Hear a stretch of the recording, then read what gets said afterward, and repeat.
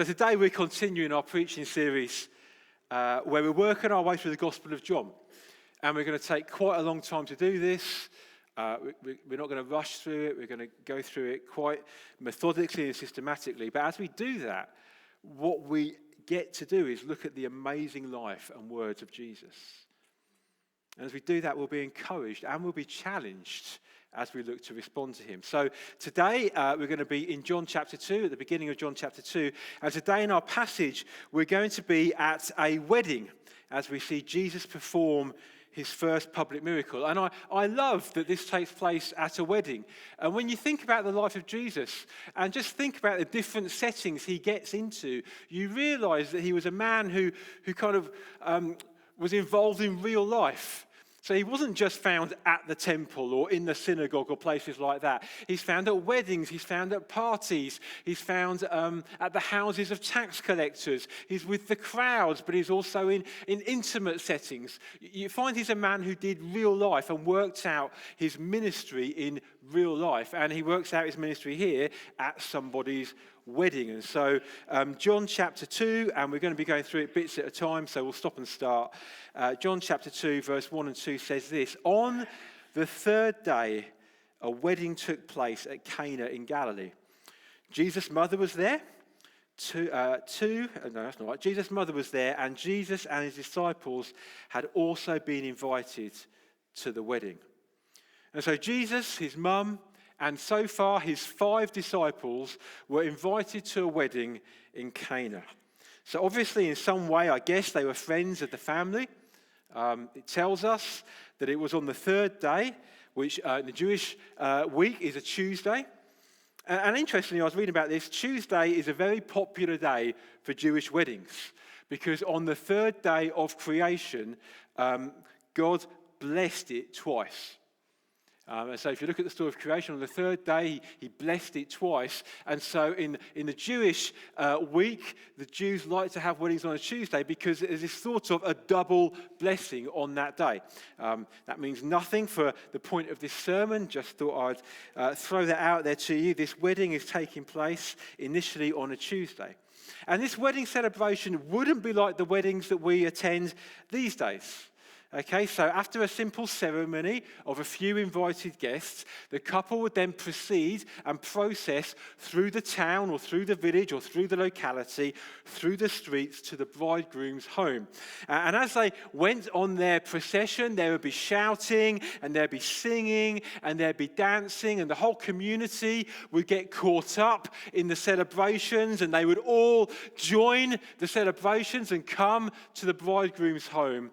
And then there would be 7 to 14 days of open house celebrations celebrating the wedding of this couple. The couple were like a king and queen holding court as the community came and celebrated with them. There was lavish hospitality and a steady stream of visitors. In the book, The Jesus I Never Knew, which is written by a guy called Philip Yancey, which is a really fascinating book, just kind of almost explaining to us what it would actually look like in the time of Jesus.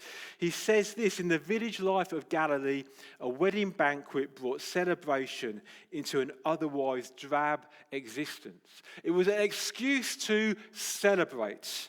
So when we talk about a wedding that Jesus went to, we need to get out of our minds the 4-hour wedding receptions that we might go to with a karaoke or a disco towards the end. This celebration would take 1 to 2 weeks, ongoing day after day. I'm going to be honest, I don't like weddings very much. That won't surprise you, or indeed parties. So this sounds like my worst nightmare in some respects, but this would be a big community event, not just family, community event filled with people. And so with that being our setting, we move on to verses 3 to 5. It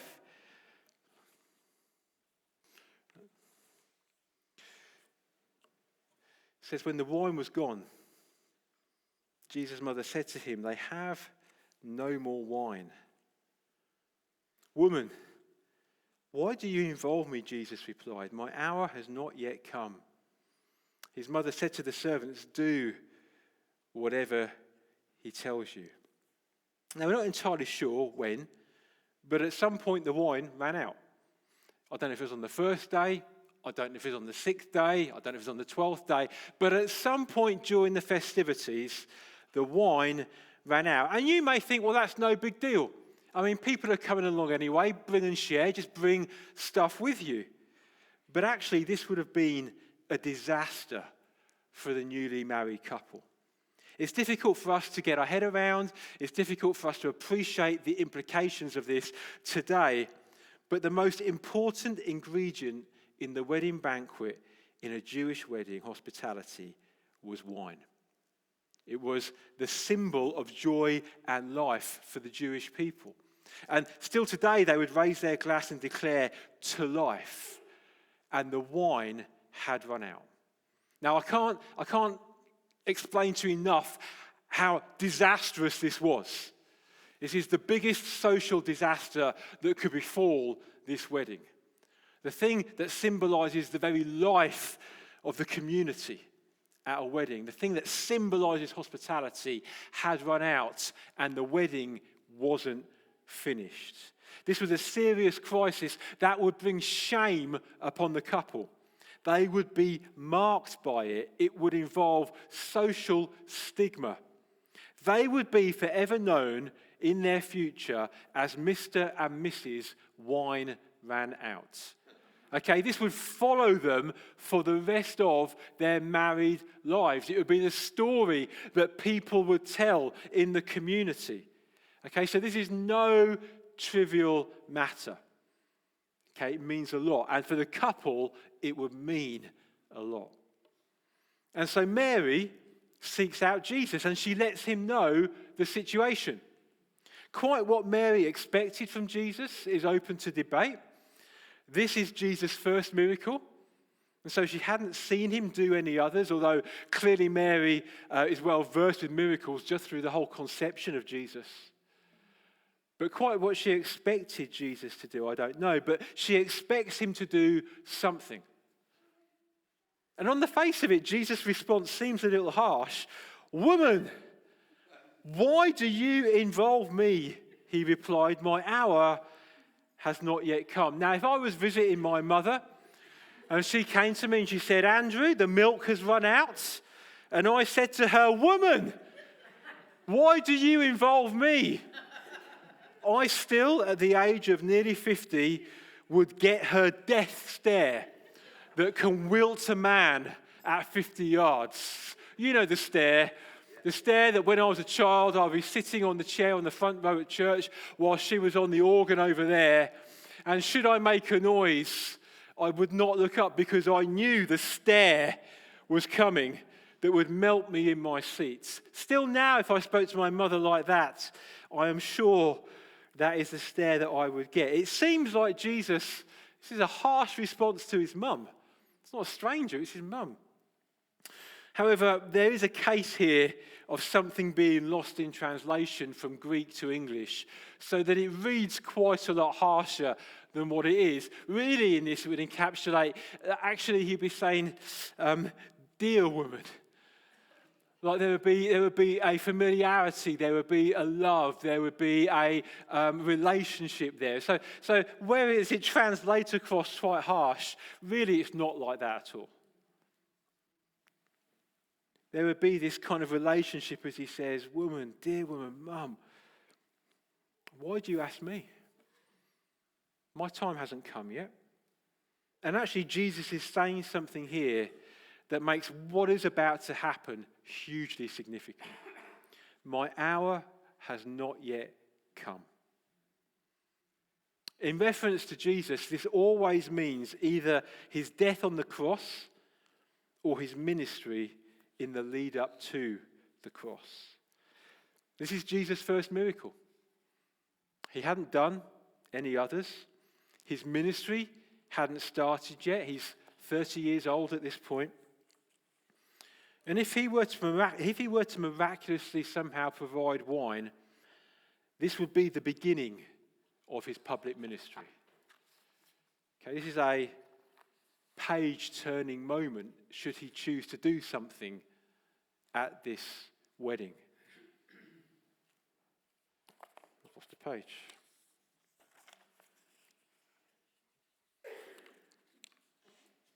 That book I mentioned earlier, The Jesus I Never Knew by Philip Yancey, says this: we can only guess what went through Jesus' mind during those next few seconds as he weighed Mary's request. If he acted, that would mean that his time has come. And from that moment on, his life would change. If word of his powers leaked, he would soon hear pleas from the needy people of Tyre to Jerusalem. Crowds would flock, epileptics, paralytics, deaf mutes, the demon-possessed, not to mention any street beggar who wanted a free glass of wine. Investigators would be dispatched from the capital, and a clock would start ticking that would not stop until Calvary. You see, it's important that we see the magnitude of this moment. It's not just simply the first miracle that Jesus did. We can easily fall into reading this story, or maybe having memory, being taught it at some other time, without giving this moment and all that stands behind it its proper weight. If Jesus responds, then his life is never going to be the same again. Jesus takes a step and does something here miraculous, then a ministry will begin that will bring him pain and rejection and mockery and abuse and torture and death and separation from his Father on the cross. When I imagine this, and if we imagine this, then we can see the weight of this moment as Jesus counts the cost of what this will mean. It's not simply Jesus did a miracle. There's weight here, because if Jesus does something, everything changes. The pages turns. On the cross, we read that Jesus cries out just before he dies, "It is finished." But here at this wedding, he pushes the button and says, "It has begun." That's what's happening here. So we need to not just read, "Oh, it's the first miracle." Okay, yeah, but a button is pushed at this point where a ministry is started that's going to lead him to the cross. And everything that comes with it on that journey. Is there ever any doubt that Jesus is going to respond? I don't think so. Jesus knows what must happen. But when we read the Gospels, we must never lay aside the humanity in Jesus' response. Just because he's Jesus, just because he's God, doesn't mean that he doesn't take time to pause for thought and count the cost. Because he's also fully human. There is a cost that's going to come to responding in this moment. A cost that's going to involve a lot of pain.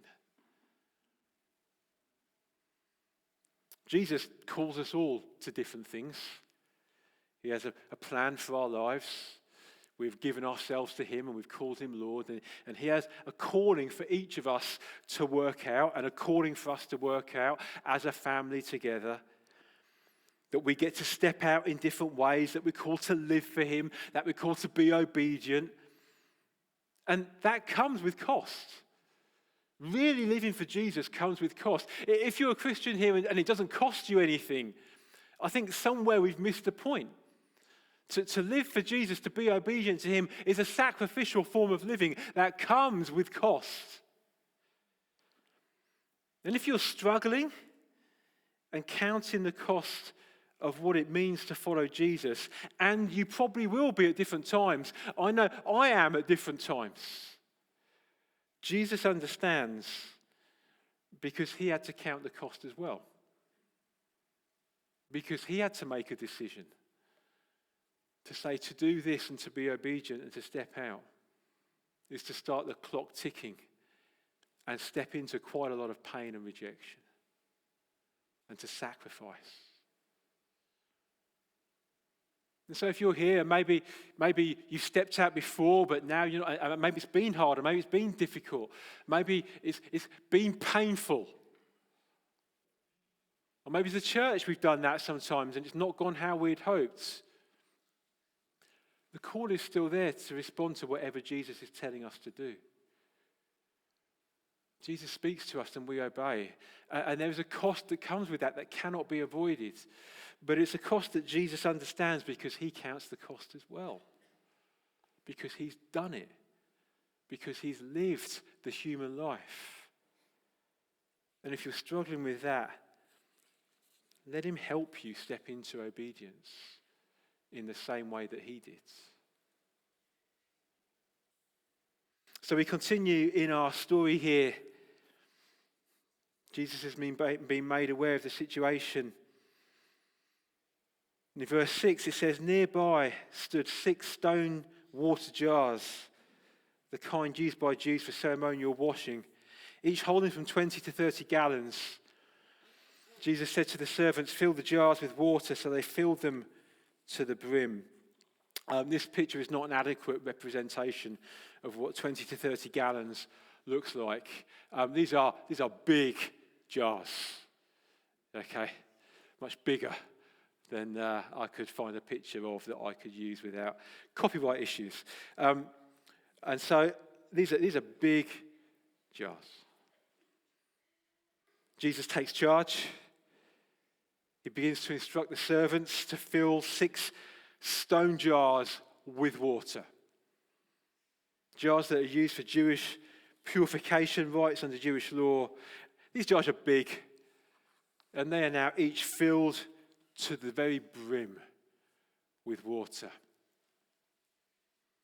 Then in verse 8 it says, then he told them, now draw some out and take it to the master of the banquet. They did so. And the master of the banquet tasted the water that had been turned into wine. He did not realize where it had come from, though the servants who had drawn the water knew.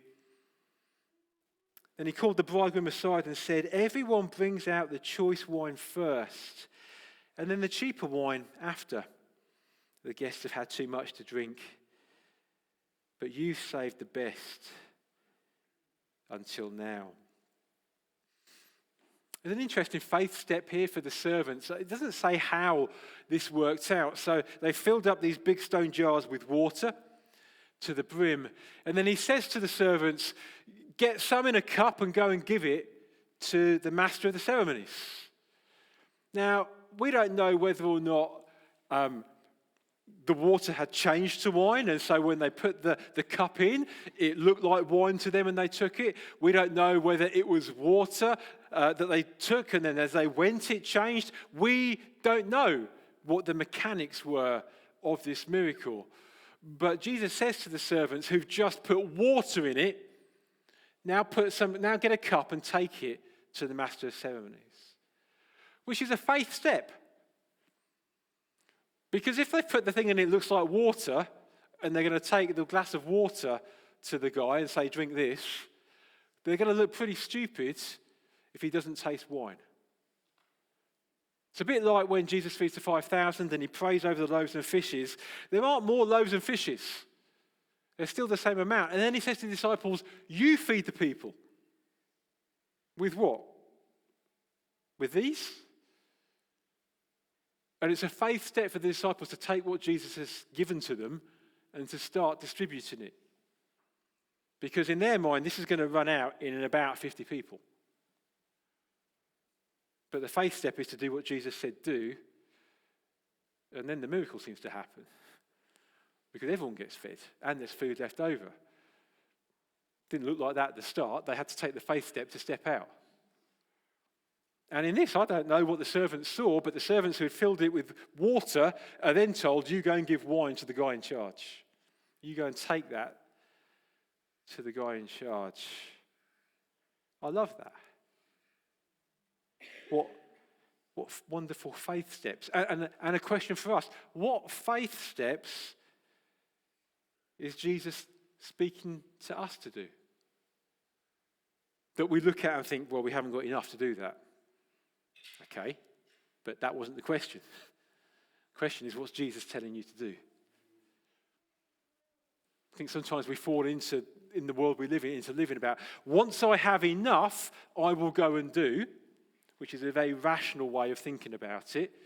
In the Bible, Jesus says, you go and do, as you step out in faith, I will give you what you need. What faith steps today? What faith steps is Jesus talking to you about in your lives? What faith steps is Jesus talking to us about as a church that we need to respond to in faith, not wait until we have enough? And what does that look like for you, for us? Somehow Jesus turns the water into wine. It is an astonishing miracle. Don't let it pass you by. If I was to have a jug of water here this morning and pray over it and then pour it out and it turned into wine, we would be all astonished. Yeah, that's pretty cool. But I do have to confess sometimes that I'm in danger of not always being that impressed with this story. I don't know if you're supposed to admit this sort of stuff. This is the Jesus who later on we're going to read raises people from the dead, heals people who've been sick for decades, heals someone whose ear's just been cut off when they've come to arrest him, who feeds thousands, who walks on water, who stills storms, who ultimately himself came back from the dead. And so on one level, I find this kind of first miracle a little bit somehow not quite in that league. Which, I know is wrong, but when you read it, you think, compared to what's going to come, this feels like, well, yeah, okay. He turns some water into wine. And yet, there is something beautiful and appropriate about this miracle. This was an act of amazing kindness and compassion. And it points us to the wonderful character of Jesus. His first sign was no mighty public drama. Okay? It was an extraordinary, yet also a quiet act of kindness at a private wedding. Only the servants knew what really happened. Okay, it's not like he got in front of the crowd and said, right, listen up, guys. We've run out of wine. I've got some water. I'm going to do a miracle. Only the servants knew what happened. No one else at the wedding knows what's going on. Only the servants knew. It's not a big public miracle. But it rescued the couple from shame. Jesus' quiet act behind the scenes rescued this couple from shame. Rather than shame, actually the couple received congratulations from the professional they'd hired as a master of ceremonies. It says he called the bridegroom aside and said, everyone brings out the choice wine first and then the cheaper wine after the guests have drunk too much. But you have saved the best wine till now. The bridegroom receives praise for the wine that comes towards the end of the wedding. This is what Jesus is like. A couple were about to be robbed of their joy on their wedding day, and so Jesus intervened and turned the situation around. And maybe the couple remained in blissful ignorance. Their joy was untouched. Maybe they'd hear about it later and be able to dance with joy over not just the miracle, but the kindness of Jesus. Okay, remember, we can't get our heads around it. This couple were about to be shamed publicly in front of the whole community on their wedding celebration. That's what was going to happen. And it's going to stay with them forever. Jesus' first miracle isn't in front of the whole community, behind the scenes, with only his servants knowing. This couple's shame is saved. And actually they receive praise for the wine that comes. I mean, what kindness of Jesus to rescue this situation. What kindness of Jesus to actually set the clock ticking on his ministry and his journey to the cross. Firstly, with not this big public act of something, but with this very private act of kindness to someone.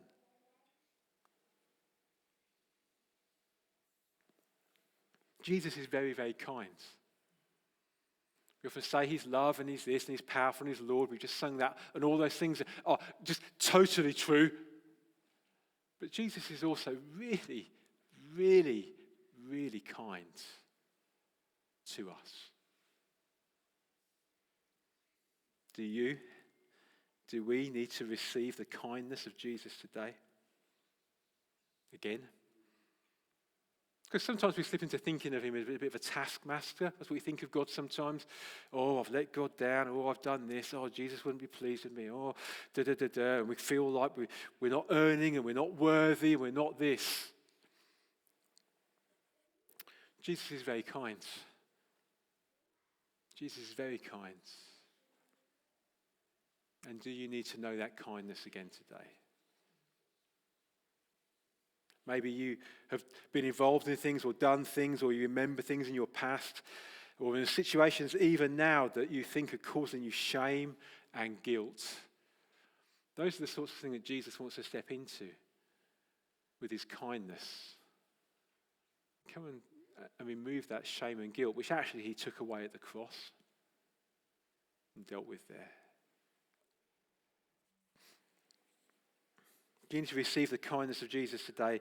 And also, there's a question, who can you show his kindness to? Who this week could you show the kindness of Jesus to?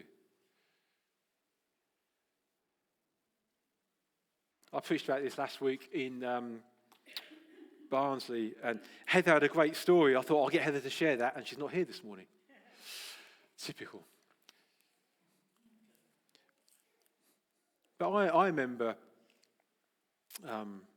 I've told the story before, years ago in 1995, a long time ago now, when I was on my way out of church. I grew up as a pastor's son, 21 years old. I was kind of done with church. We'd moved churches and moved towns because my dad had moved from leading one church to being a leader in another church. And I was on my way out of church, and this seemed like the ideal opportunity to get out because it was a new church and no one knew me. So I can take my steps away. And I went along, and there were some people there my age who tried to be friendly to me, and I wasn't interested in being friends with them, and I made that abundantly clear. Okay, there was no mystery. There was, it wasn't. I showed no interest in being friends with these people whatsoever. And two guys, Mark and Nick, for whatever reason, weren't put off with my attitude, and they just kept trying to befriend me and kept trying to befriend me and kept being kind to me. And eventually, I looked at their lives and I thought, I want to be like them. I want the thing that they've got. And their kindness won me, not just back into church, but really back into seeking Jesus and meeting Jesus again. And Mark kind of moved away and I lost touch with Mark, but Nick is still my best friend. He's an elder at the church in Macclesfield. 28 years later, still my best friend. And their friendship to me in 1995, their kindness to me in 1995, showing the kindness of Jesus to me, is the reason I stand here today before you. Now, there are lots of stories on the journey. We all got different stories. But I can directly say to you, their kindness to me then kept me from leaving church and walking away from Jesus. And is directly responsible for the fact that I even stand here today doing this. Their simple acts of kindness towards me. Who can you be kind to? Who can we be kind to? Who needs the kindness of Jesus? The one who takes away guilt and shame. And we can be random with that, but we can also sit down or we can pray. I said this last week. Jesus, who can I show me who I can show kindness to this week? Open my eyes that I might show kindness to people. Who can that be for us? Let me finish with this. This isn't really what this means, but I just was struck in this story. Jesus told the guys to fill the stone jars to the brim. And that passage, that verse just stayed with me. And it doesn't really mean what I'm about to make it mean, but it stayed with me in this, that Jesus wants to fill us to the brim. Not part fill us, not be empty, but that we would be filled to the brim. Actually, then he said, go and give this away. That we are people who are to be filled to the brim with him, to know his presence. That he fills us up and then he continues to fill us up. John 10 verse 10 is a famous verse, and I looked at it in some different translations of the Bible. In the NIV it says, the thief comes to steal, kill and destroy, but Jesus comes that they may have life and have it to the full. In the NLT it says, the thief's purpose is to steal and kill and destroy. My purpose is to give them a rich and satisfying life. In the ESV, the thief only comes to steal and kill and destroy, but I come that they may have life and have it abundantly. If you go to the Message, it says, a thief is only there to steal and kill and destroy. I came so that they can have a real and eternal life, more and better life than they ever dreamed of. Are you full of the life that Jesus brings today? Or has the joy, sparkle, and obedience gone from your life as a believer? Are you full of the joy and the presence of God? Or has that sparkle gone? Is it just routine? Is it just dutiful? Is it just going through the motions? I have had seasons of both. And that season can change quite quickly suddenly. And when it's mundane and when it's going through the motions, what happens is you end up not giving away Jesus, but you end up just holding on for dear life. Are you full of the life that Jesus brings today? Or maybe you're here and you don't know this Jesus I'm talking about. Well, if that's you, he wants to fill up your life today with his rich, satisfying, and life-changing presence.